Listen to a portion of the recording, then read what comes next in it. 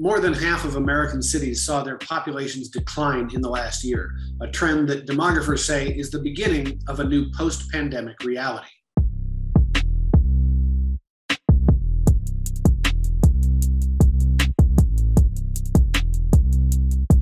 Data from the US Census Bureau shows that 424 of the 795 cities in America that have more than 50,000 residents lost population last year. The drops were biggest in some of the nation's largest cities. New York lost 300,000 people, San Francisco lost 54,000 people, and Los Angeles and Chicago each lost 40,000.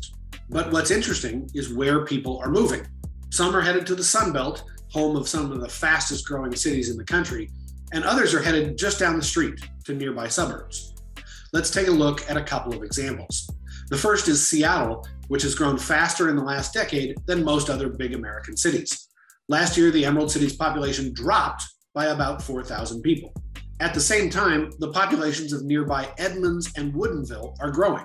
According to the real estate data company Zillow, those two Seattle suburbs were among the most popular real estate markets in America last year. The same is true in and around the nation's capital. The populations of both Washington and Alexandria, Virginia dropped last year, but the real estate market in Burke, Virginia, just outside the Beltway, is the second hottest in America. Remember all those anecdotes about people moving in search of more space during the pandemic?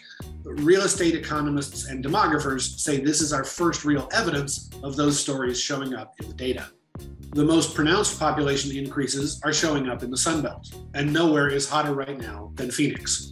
Only 2 of the country's 10 largest cities added population last year, and Phoenix was one of them.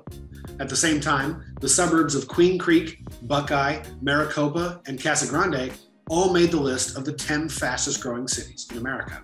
Demographers say it's not a surprise that the largest cities in the country are losing population. Typically, cities rely on 2 things to grow: natural increase, which is the number of births minus the number of deaths, and immigration.